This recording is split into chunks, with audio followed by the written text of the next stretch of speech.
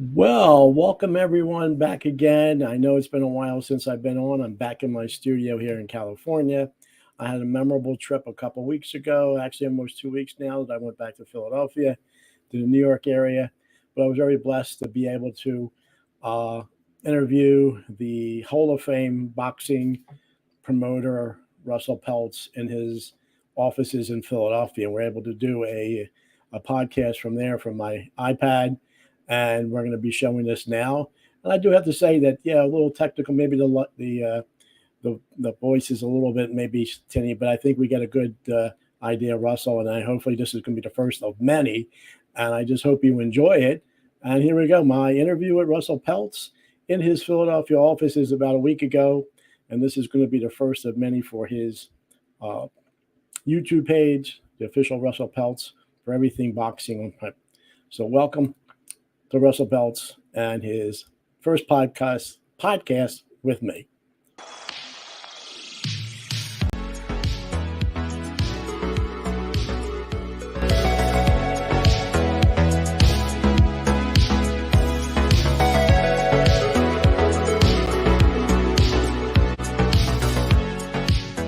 Well, welcome again to the latest edition of Carl's Corner. I know it's been a little while since the last time I've done one, but I've now taken it on the road. I'm back east in Philadelphia.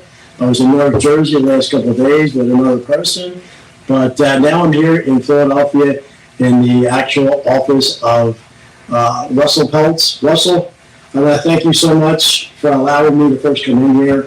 And with my vision of actually having an actually dedicated YouTube page for all your videos, all your information on YouTube. And I know we were supposed to do a podcast about a month and a half ago. But before I was actually doing everything, I realized that a 30-minute podcast would not serve me well.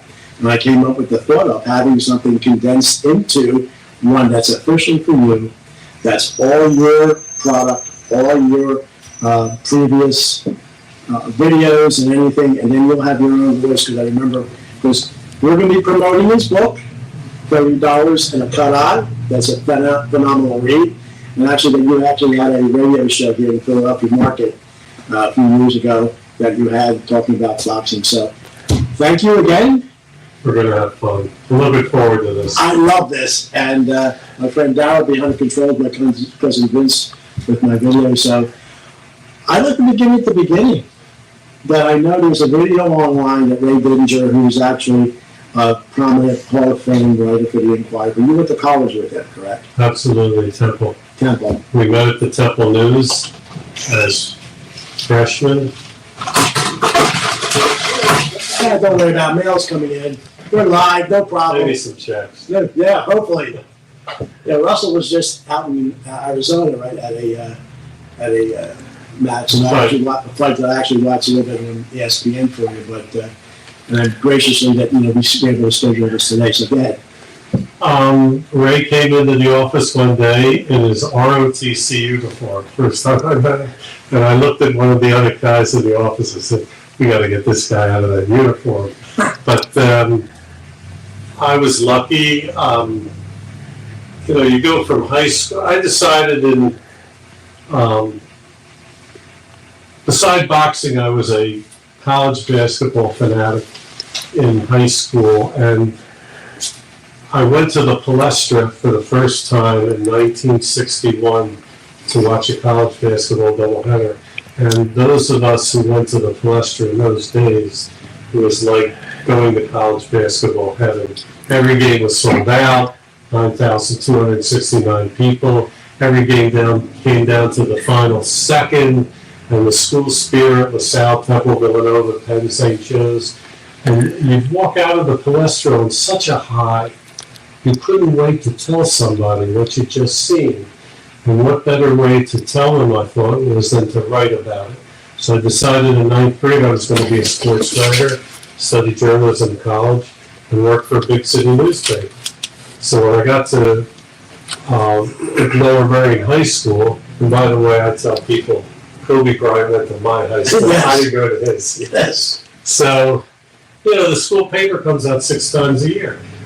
I was the sports editor of the paper and the yearbook, but when I got to Temple the first day, and I said, "Where's the school paper?" They pointed me to this old building, and I walked up the creaky steps and I heard the chatter of the old Royal manual typewriter, and I said to someone, "How often does the newspaper come out?" And they said 4 times a week. I thought I died and going to heaven. Yeah. I said, "I've made it." And I became sports editor as a sophomore. And Ray was on my staff. He's in the Pro Football Hall of Fame. Dick Weiss, who's the top college basketball writer for the last 20 years. We worked together. Frankly, I got there before Dick did, or I'd never gotten it. I traveled with Temple's basketball team for 3 years, and went away games. And at the end of, but I loved boxing. I'd always loved boxing since I was 12 and had seen my first fight on TV.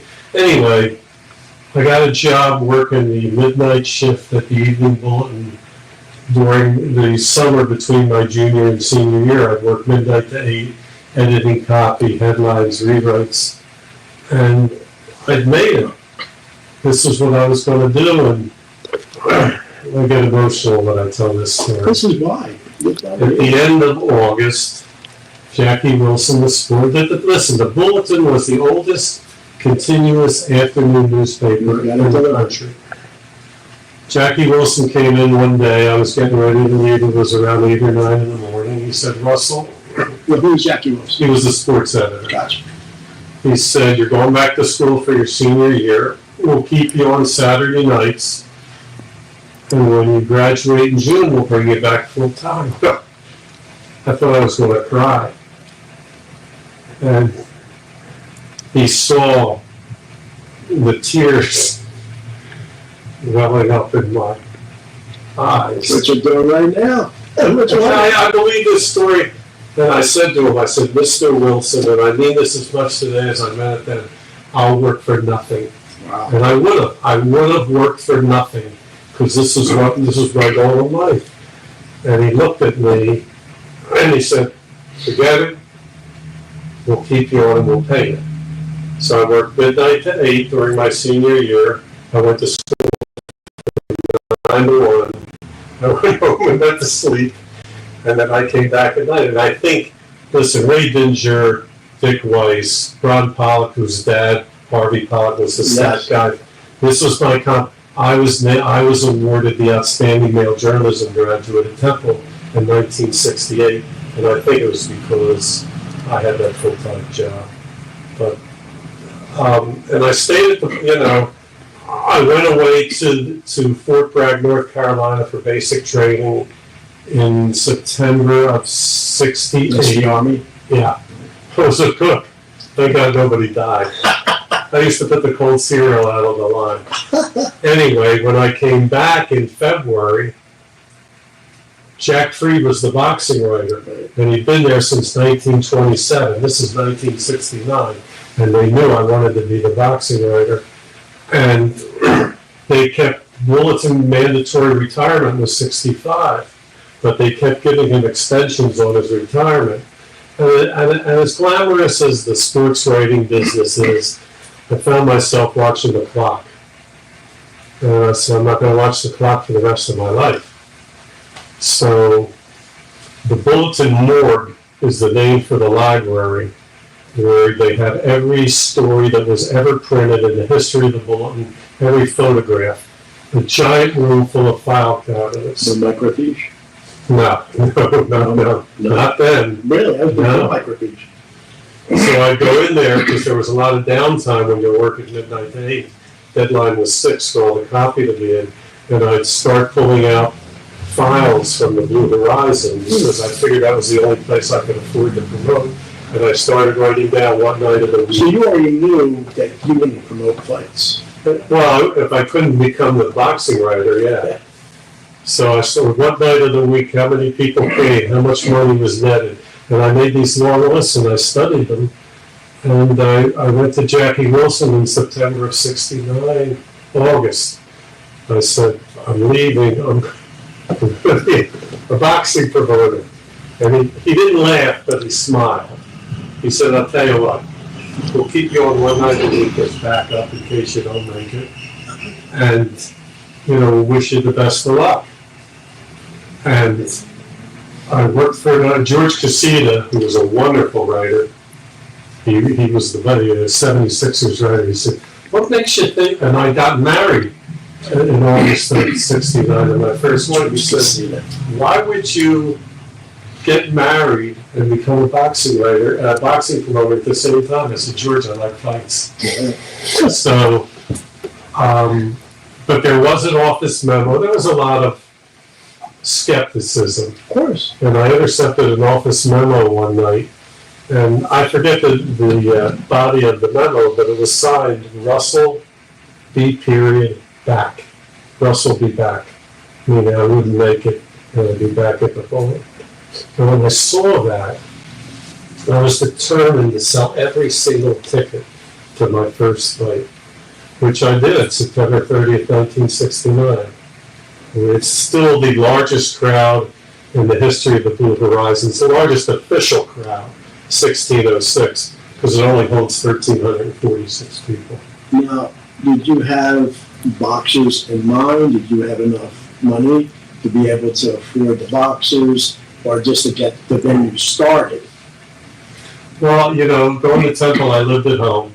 Okay. You got paid to be an editor at the Temple News. Gotcha. And I was working a year and a half at the Bulletin, so I'd saved, I had about $5,000 in the bank.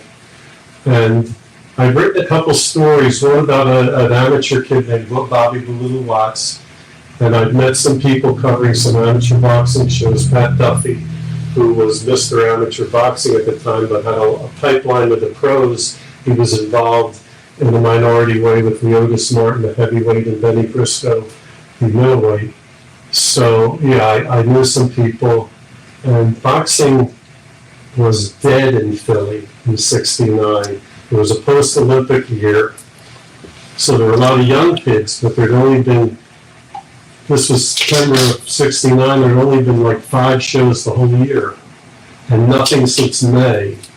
And I missed, in 1966 or '67, I went to Oklahoma City to cover Temple's basketball team for the school paper and for the Bulletin as a stringer, and I met Tom Cushman there. He had just come east from Denver to cover boxing for the Daily News, the Philadelphia Daily News, but he was out there covering Temple, and we got very friendly. And when he heard, I'd sit next to him at courtside, when he heard I was going to be a boxing promoter, he thought it was really cool that a 22-year-old college grad was going into boxing, because Jack Freed and the guy at the Inquirer, Gene Courtney, these were old, hardened boxing writers, and not to defame them, but boxing writers over the course of history were not the most upstanding people. They took money or gifts from promoters. Some of the greatest, like Damon Runyon, was on the take to get publicity, and the Daily News, where Cushman worked, they were straight. Stan Hockman and Cushman told me from the get-go that if he ever found out that I was taking care of the other guys in town, that would be the end of our relationship. So I said, Tom, I'm a journalism major. I would never even think of doing that. Because if you read the stories when I first started, the difference between the write-ups in the Daily News and the write-ups in the Inquirer and Bulletin were like night and day. The day of my first show, Courtney's story in the Inquirer was, is Peltz ready to get skinned? But if it hadn't been for Cushman, I don't know if I could have made it. But it was the story. It was as much about me as it was about the fighters in the early days. And there was one mention that you had when you were still at the Bulletin, that the writer that was there before, he was still old school. But then, Muhammad Ali was very, very prominent, but he would still call him Cassius Clay. And didn't you go by the type and change the name before? No, what happened? The edition was in 1969, he's still calling Muhammad Ali Cassius Clay. So I'm on the desk, and he hands in a story, and I changed them all in his story to Muhammad Ali. So, the Bulletin would print 6 editions a day. Like, you could go to a newsstand on a Friday night and you'd say, Phillies lead Milwaukee 5-3 after 6 innings. That's how we got our news. Anyway. People are watching this, with this technology we have, that's the way you used to get your scores before radio was big and TV was big. And look how we are now, so yeah, continue. So Jack Fried comes in early and he picks up the first edition of the paper and he sees it's all been changed to Muhammad Ali. Well, he went ballistic. He didn't legally change his name. This isn't right. He was screaming at me. He ran downstairs to the composing room where the linotype machines were, and he had them pull the lead lines out of the linotype machine and change it back to Cassius Clay. I should have gone to the sports editor, Jackie Wilson, and said, hey, Jack, Mr. Wilson, this isn't right. But I got feedback years later as I wrote the book. Yeah. He would never give me credit. He would never come to my press conferences. He didn't want to think that he should, I don't know, give credence to a young kid. So I found out that he would call the boxing commission to find out what fights I was going to announce if I had a big fight coming up. And I caught on to this. So I called the boxing commission. This was in 1971. I had a big fight at the arena at 46th and Market. I said, Benny Bristow's going to fight Curtis Cokes, the ex-champ, and Cyclone Hart's going to fight Louis Rodriguez, the ex-champ. So Fried puts in the paper the day of the press conference that that's what's happening. And the press conference was to announce Cyclone Hart against Kitten Hayward. Okay? So the other 2 papers said, if I'd been more mature, I would have gone to Jackie Wilson and said, come on, Jack, you got to Fried. And I would have sat down with Fried. When I was a 22, 23-year-old, 24-year-old kid, I was so happy at my revenge that I wasn't mature enough to try and mend fences with him. It was a fascinating part of the book, though.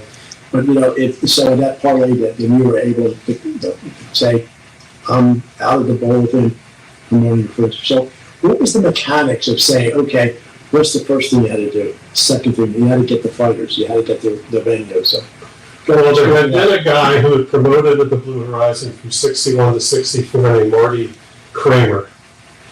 And there had been no fights at the Blue Horizon from 64 to 69 except for one. So my dad and I took Marty Kramer out to dinner 2 or 3 times and picked his brain. And then I called Pat Duffy, who I'd met through the amateurs, and he got me Benny Briscoe for $1,000 against the percentage of the gate. And he suggested that if he fight Tito Marshall in a rematch, he'd beaten Benny a few years earlier. And I told you, I started going to the gyms every night. I went to the gyms every night.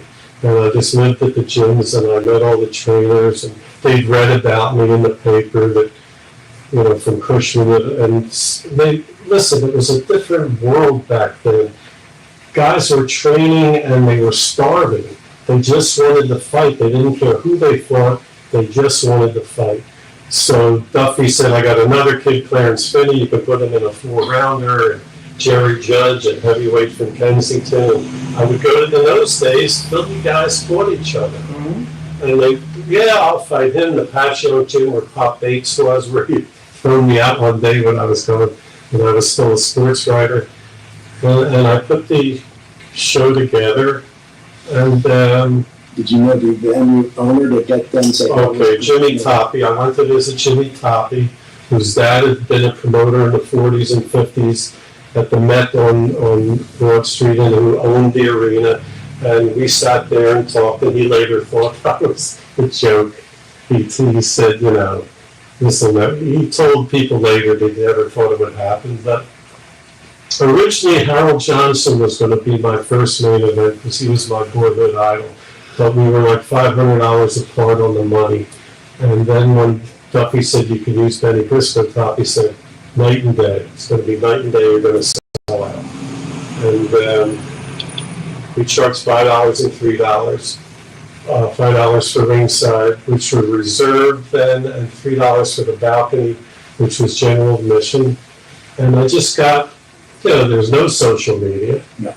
And some of the fighters took tickets, but it wasn't required. And Toppy would close this is how I was, how sick I was.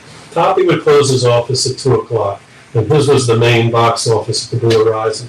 So I would drive to the Blue Horizon, I would park my car right there in front of his, in the entrance, and when I would see people walking up the steps to knock on the door to come in and buy tickets, I would go, yo! So I would open the trunk of my car, and I would sell the tickets out of the trunk of my car. And my dad took 90 tickets, which was one ringside section, $5 a ticket, and he gave them out to, he was in the plumbing, heating, and air conditioning business, and he sent tickets with write-ups of me to all his friends. So, but other than that, that was 90 tickets out of 1,606.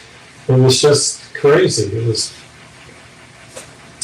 and my wife hung out good luck banners the night before in our apartment, and she later told Sandy Grady, who was a wonderful sports writer, she said, I thought we should celebrate while we could still afford. She was a reporter at the Inquirer. Okay. So she had a full-time job. And, we made close to $1,500 that night. In 1969. Yeah. And I That's was, their own expenses. yeah, including my phone bill. Yes, after all expenses. In fact, I made my wife give me $5 for her ticket. Ah. Just so I could say that every ticket was sold. And that's really before national television. There was no television. Now, obviously, there's no radio. Obviously, there was no ESPN. There was no cable networks or anything. So it was all newspapers. All newspaper. And weekends would have live sports, maybe a fight every once in a while. But that was it for boxing in the late 60s and early 70s. So that must have obviously got you to the general adrenaline rush, knowing that, hey, this is what I want to do, and you went from there. Well, I promoted 15 shows in 7.5 months. Wow. I don't know how. And what did I have? What did I say? 80 fights, 54 knockouts, 26 in the first round. Because I was still learning, but in addition to that, we had some good prospects. Cyclone Bart could knock your head off. Willie Warren Monroe, Bobby Baloo Watts, 3 terrific middleweights. Sammy Dawson, Olympic kid, the featherweight. We had good fighters. They could fight. But yeah, I was learning how to make matches. But the fans loved it. I mean, George Benton had his last 2 fights in Philly for me, the Philly legend. And, we made money on just about, I don't know, maybe at the end of the season I'd made about $5,000. If a show made $133, it was still a profit. And I was working one night at the Bulletin, and during Christmas and Easter, they let me work during the week. So my wife was working, and we got by. It was, you didn't promote in the summer in those days unless you could afford an air-conditioned building, Right. like the Spectrum, and my fighters, I wasn't ready for that yet. Right. So that's amazing how that grew from there. So obviously you're getting your name locally, but also nationally, correct? Yeah, well, when I was at the Bulletin, I would go to the Bulletin was right across the street from the 30th Street station. So I would take the train on Friday nights to the fights at what was then known as the Peltz Forum, which was the small arena inside Madison Square Garden. Yes. And I met a kid his name was Malcolm Flash Gordon, who sold programs, underground programs outside the garden. And he was like a muckraker. He wrote about all the bullshit that went on in boxing, all the bad matches. And I met him, and it was the most popular boxing publication. It was as big as Ring magazine, believe it or not. And he would mimeograph it on a mimeograph machine he bought with his bar mitzvah money.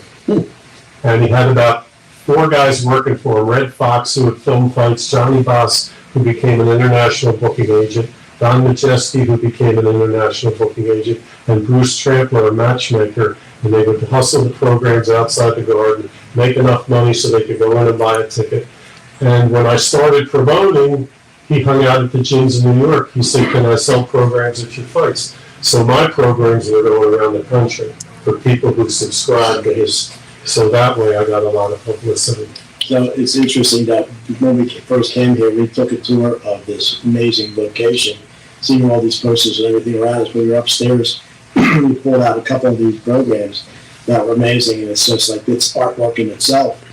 And reading the book, which I will show the book again, it could be available, online. We'll talk about that towards the end.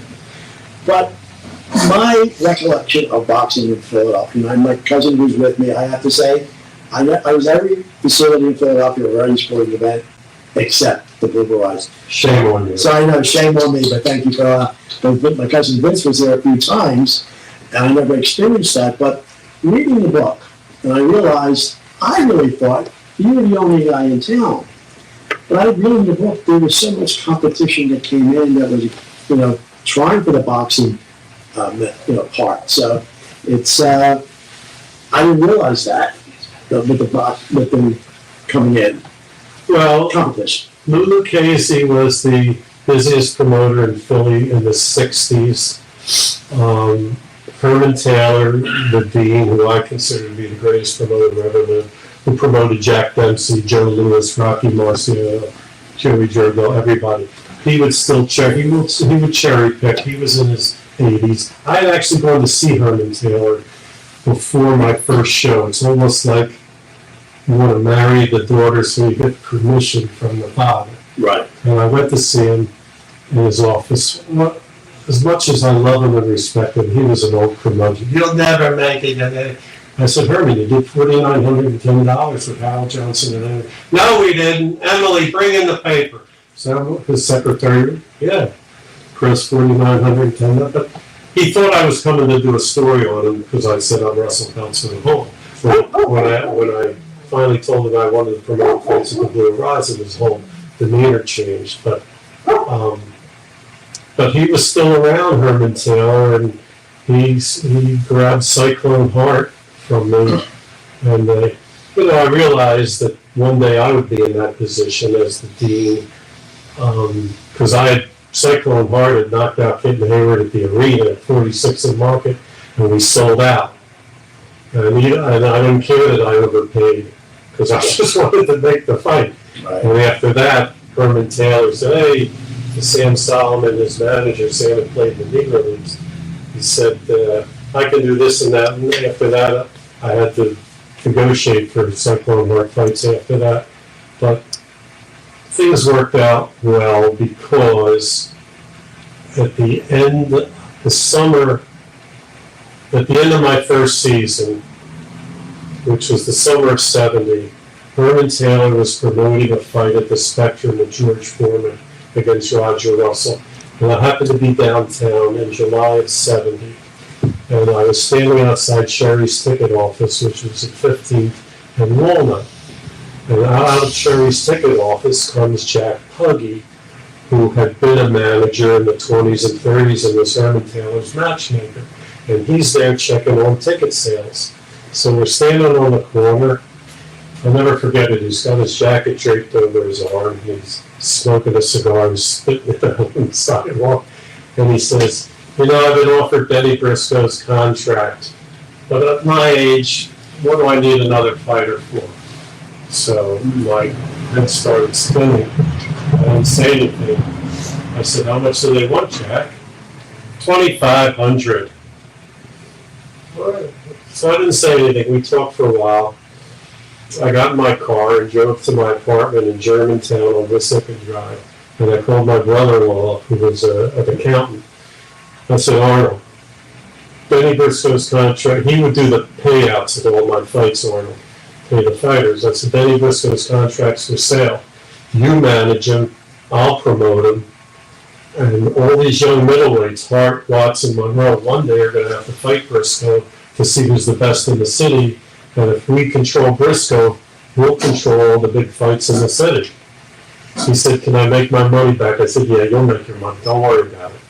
So Briscoe was managed by Jimmy Iselin, whose dad was a part owner of the New York Jets, Phil Iselin. So I called him on the phone. I said, "Is the contract really for sale?" He said, I said, $2,500. He said, "Well, he owes us $800. I said, $3,300. He said, "Yeah." I mean, fighters weren't making a lot of money in those days. $2,500 was a good payday for a main event. So I got on the train, and I went to New York, and I met him at the Palm. I've never been at a Palm restaurant in my life. I was a kid. I was 20, what's this, 1970, so I was, what, 21, 23, whatever, 23. He ordered a string bean and onion salad. I'll never forget it. It sounded so repulsive to me, but I didn't know what to order. So I ordered the same thing. It was actually pretty good. I handed him the check. He handed me the release. He runs into the kitchen, because there were no cell phones. He goes into the kitchen to call Joe Fariello, Briscoe's trainer. And they were so happy. And they didn't know how happy I was. Yeah. And we took Briscoe and Quinn Zolmakol, his trainer, his new trainer, who would become his trainer, out to lunch. Because there had been friction in the camp, in Briscoe's camp before that. And it's Linton's on Broad Street. Wow. Yeah. Quantumats, right? No, but this was... Oh, that's like, yeah, that was like a diner. Yeah. And we made the deal, and it was a game changer, because not only did I didn't know that Benny Briscoe himself would turn into the attraction he became, because he'd always been in the shadow of Kitten Hayward, Gypsy Joe Harris, Joe Frazier, the others were. I didn't realize it. And he scored like 11 knockouts in a row. He got me from the Blue Horizon to the arena, and from the arena to the Spectrum. And if I'm not standing outside Cherry's ticket office that day, who knows who would have wound up with Benny Briscoe's contract? Like I wrote in the book, if that hadn't happened, the title, it wouldn't have been 50 years in boxing, it would have been 50 weeks in boxing. I believe that to this day. I've never been there, because the Blue Horizon was never as good in the early days as it was that first year. It took years for the Blue Horizon to really make it. And I got lucky. It's just luck. Yeah. Well, this is absolutely incredible. That this is really the first of many podcasts with this wonderful man here, Russel Peltz, about his amazing career in boxing. And obviously, I've taken travel from my home base down in California to come here to Philadelphia to actually meet him in person and do this. We're also here for his official YouTube page that we're going to be actually dedicated in another week or two for everything from Russell's experience as he's talking right now, things about the book, promoting the book. And I know you mentioned you had a radio show on WIP years ago, but only 1 hour on a Wednesday night for a couple of years. But here's going to be your outlet, so I think people who might still be around in that days, you can be able to invite them into. And it's really going to be a nice way, and really remotely, when I'm in California, I'll still be able to do it remotely with this fantastic new medium. But continue, just one other aspect that I remember when I read the book. People may have thought for other competition that, hey, you just go in here and you run a place, get some fighters in there and you make money. It doesn't happen. And in a lot of that competition, once they saw a few losses, they got out of it. Am I right? Right. It's when Marty Kramer, as I told you earlier, the guy who had promoted Blue Horizon from 61 to 64, he had a saying. The saying was, "All I wish on my worst enemy is it becomes a small club boxing promoter." Because it's you have to suffer the losses. First of all, you have to make good fights. Right. You don't make, if you're going to go out, if you're going to go out of business, you don't want people saying he made lousy fights. That's why they go out of business. You have to promote. People say, "Oh, Russell, he promoted for the fans, not for the fighters." I said, to me, that's a badge of honor. You can't listen. In those days, people were bitching about paying $5 or $6 to go to the movies. You know, you're paying today $20, $30, $100 to go to the fights. You don't want to see a bunch of one-round knockouts. No. You have to have competitive fights. And in those days, it wasn't about building guys up. Only the strong survived. fighters made themselves. The promoters didn't make, now and then, but not post-sale like it is today. And when you love something, I fell in love with boxing. Well, I saw my first fight at 12 and on TV, and when I went in person the week of my 14th birthday, and I knew, just looking at the ring, that this was going to be my life. I knew it. When you love something, it overcomes the fact that maybe you're not the best businessman, because it's always in your head. Who can Hart fight next? Who can Monroe fight next? Is this the right fight? You're always thinking about it. Well, you were always too, moves ahead. Well, you have to be. You just got to. I wasn't going back to the newspaper business. I knew I could, but people say, "Oh, boxing's a dying business." Meanwhile, the Bulletin went out of business in 1982. Right. So newspapers died long before boxing. So you just have to hang in there. But Jimmy Riccio went out of business. Lou Lucchese went out of business. Herman Taylor passed on, but he was in his 90s by that time. Guys came and went. One guy said, "There's a new sheriff in town." See, what happened was, guys would get into business, would promote fights in Philly in order to put me out of business rather than concentrate on themselves. So Jimmy Toppy told me years ago, the owner of the Blue Horizon, he said, don't ever worry about the competition. You spend too much time worried about the competition, you won't pay enough attention to your own business. He said, concentrate on your own business and you'll be fine. And, I met a lot of really wonderful people. Gil Clancy, Jesus, first out-of-town manager to give respect to a 22 or 23-year-old kid. Angelo Dundee. These guys, they helped you. Do we have time for me to keep talking? Yeah, we don't have it all. 36. Another 20. Give me a 10-minute. Yeah, another 20 minutes. What I want to say is that obviously in this podcast we can't condense everything into one, but I'm going to just say one thing that my dad always said. The harder you work, the luckier you get. So you never went back. So you mentioned when the Blue Horizon was kind of like fading a little bit, where it's going to call from. Well, no, when the Blue Horizon was fading, I went to the arena. Right. I went to the arena because Briscoe was big, and I could go to the arena with Briscoe. And in 1972, well, what happened was, in the fall of 71, Toppy saw that I was starting to promote in different venues. So he rented, up till then I'd been exclusive at the Blue Horizon. So Bob Montgomery, the ex-fighter, the lightweight champ from the 40s, they used his name and some guys put up money. I said, Jimmy, 2 promoters can't work at the Blue Horizon. It's tough enough for one. He said, no, I'm sorry. So in 72, I left the Blue Horizon and went to the 7,000-seat arena. And, Briscoe was getting up there. He eventually fought for the world title. We were drawing big crowds. But in the fall of 72, it was, slowing down a little bit. And in December of 72, I promoted a fight with Willie the Low Monroe and Indian George Davis and lost about $3 or $4 grand, which had wiped out everything I had made in the previous maybe 6 months, except for the fact that Briscoe fought for the world title. So I got a call in my office. I was 2 blocks from here. My father gave me space in his plumbing concern. I got a call from Steve Greenberg, who was the director of promotions at the Spectrum. And the Spectrum was dark on Monday nights. And they had to pay taxes and everything else, even when they're dark. So they wanted to start a bi-monthly, is that what it is, 2 fights a month? Yes. Monday night fights at the Spectrum. So I went down there and I met with Lou Scheinfeld, the president, and we agreed for a salary of $15,000 for the year, plus 10% of the profits. I would be named director of boxing at the Spectrum.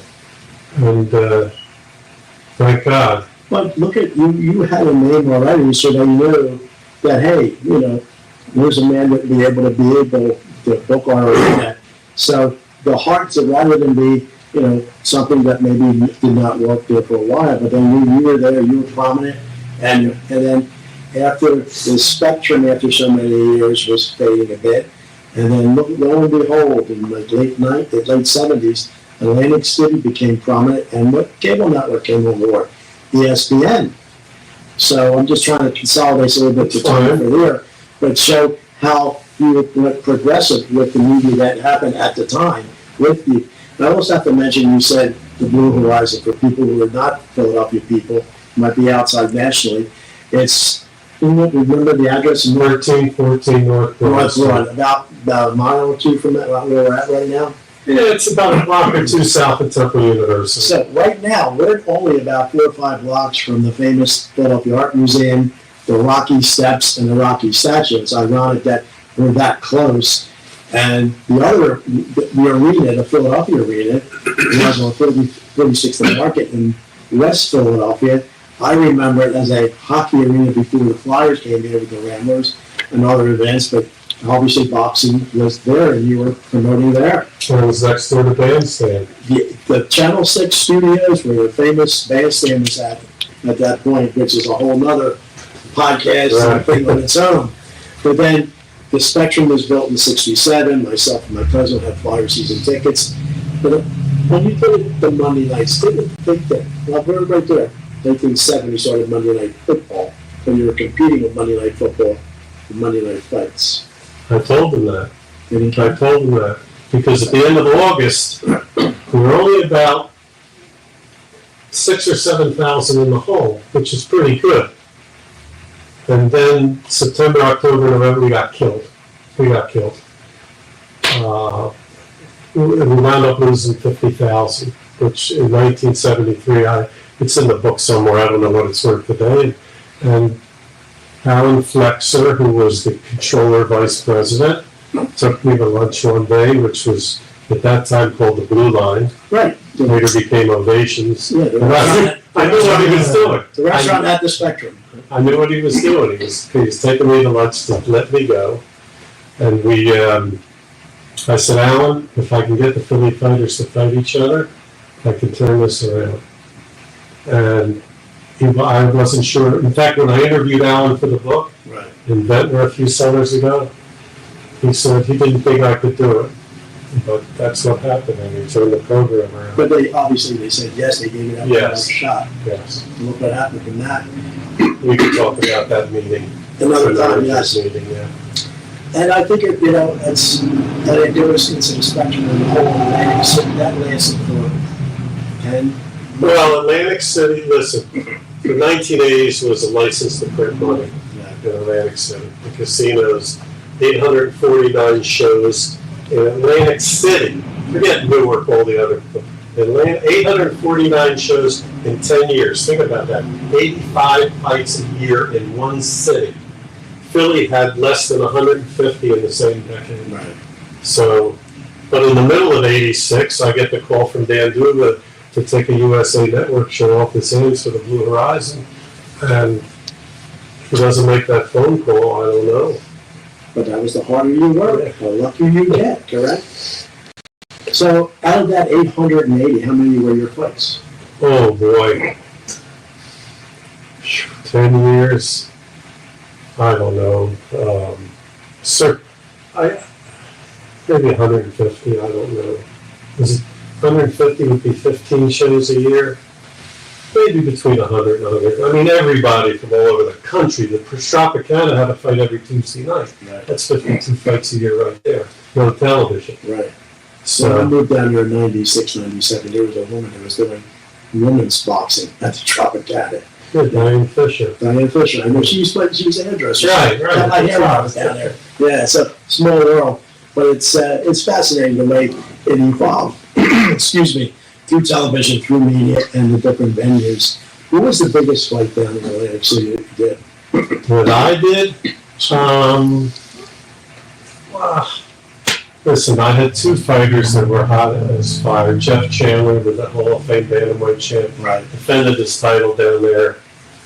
He had 9 or 10 title defenses, 2 in Tokyo. He must have won about 6 title defenses. And I had the hottest TV fighter for a couple of years, Frank the Animal Fletcher. Yeah. It was always on NBC, so popular. It was making more money than world champions fighting at the Sands. So my biggest years were at the Sands. We were doing business. They made a deal with Sylvester Stallone, Tiger Eye Boxing. He'd come and make appearances. We did an Aaron Pryor title fight against my guy, Gary Hinton. And ABC, NBC, CBS, everybody was in. That's why we bought a house in Denver. Nice. Because we were down there all the time. Nice. So it was wonderful. But one other aspect in the book that I find fascinating too, and we're just talking about Philadelphia, Atlantic City, but then internationally, you started not be part of international fights, and there's one part in there that you did how many fights in Paris? Well, no, I didn't promote the fights, Right. but I had fighters that I was associated with, like Benny Briscoe fought overseas. Jeff Chandler defended twice in Tokyo. Even like 7 years ago, Jason Sosa won a title in Beijing. But Paris and Philadelphia were the middleweight capitals of the world in the 1970s. I didn't know that about Paris. Yeah, big time. Palais de Sport held 4,500. My favorite night in boxing, February 25th, 1974. Benny Briscoe goes to Paris and knocks out Tony Mundine in the 5th round. Yeah, it's up there. I have not only do I have the 5 or 6 different versions of the fight, I have the dressing room scene afterward, in which I look like Gene Shalit, with a 3-piece polyester plaid suit and the kind of bow tie a clown would wear that you'd squirt water out of. Yeah. And I've got a shit-eating grin on my face that I'm over there and I'm kissing Benny on his head, and it was like the greatest night ever. And it wasn't even a world title fight, but it was such a big fight. AP, UPI, Reuters, every European newspaper was there. It was televised throughout Europe. It was like winning the world title, but we get offers to go back to Paris, Nice. I called Arnold up one day. I said, "Do we have to go back to Paris?" That was funny. Today I did my eye teeth to go back to Paris and have someone else pick up all the expenses. Yeah, I think, that and, after the time, but after the 80s and the 90s, and it was kind of winding down, obviously, this other media in UFC, all that was coming in. I know, the boxing purists didn't like that coming into the marketplace, but now it's basically almost took over. I know you have your opinions about where we're at today. Well, the 90s were still wonderful at the Blue Horizon because we were selling out every show. Right. And it didn't matter who fought because it was the place to be. But the first nail in boxing's coffin, in my opinion, came when USA Network discontinued their boxing series because it gave a chance for independent promoters to showcase their fighters without having to give up half of them to a major promoter who controlled the network, like Top Rank controls ESPN today, and Eddie Hearn controls the Zone. But when we got it, and I became the director of boxing at ESPN in 1998, so I could still do shows at the Blue Horizon, but there was a palace coup after like 6 months, and I was delegated to just being an errand boy, but I stayed in there and sucked it up for a few years, but it became the old boys club, and boxing just changed. It became, television, instead of paying what a fighter was worth. I mean, I did shows with Don Charget on Telefutura and Univision, the Spanish-speaking networks, but the Blue Horizon was gone. I had to get out of there because I didn't get along with the landlords. And we tried different things, and I came up, I still was involved with Arturo Gatti, and I developed Casino, who became a world champion at junior middleweight. But it was a struggle. It was a struggle. And now and then you'd make a killing on some, not a killing, but well, I'm sure stuff we can talk about later, but today boxing is not the sport I fell in love with. And it's never going to be again.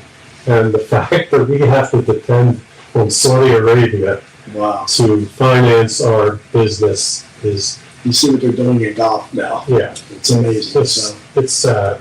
yeah. So presently, what are you doing besides? I'm a consultant, I manage some guys, but I don't want to manage any Olympic kid. I don't want that kind of pressure. I don't, because how good is he? He's 20-0. How do you know? I could have beaten the 20 guys. I don't want to find out in the 21st fight that the guy can't fight and I've invested all that time. I want to know at the beginning whether he can fight.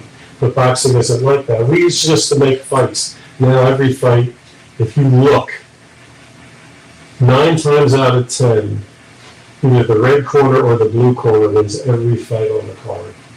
We used to bet corners as kids. Right.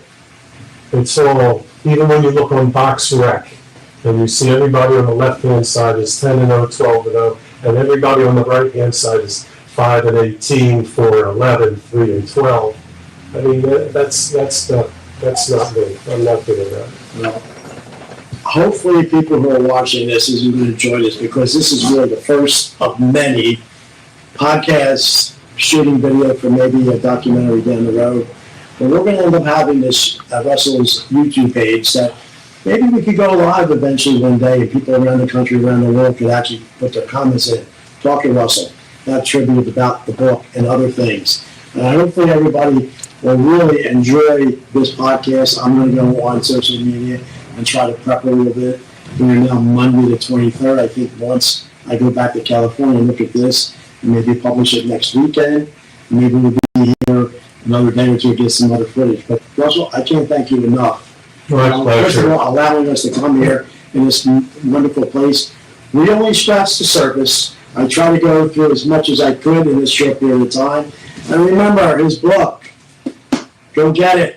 You have to on Amazon. Amazon, or for me directly, either way. Gotcha. Russell, thank you so My much. pleasure. Thank you, Carl. This is only the first of many. We'll be back. Thank you very much, and we'll see you next time.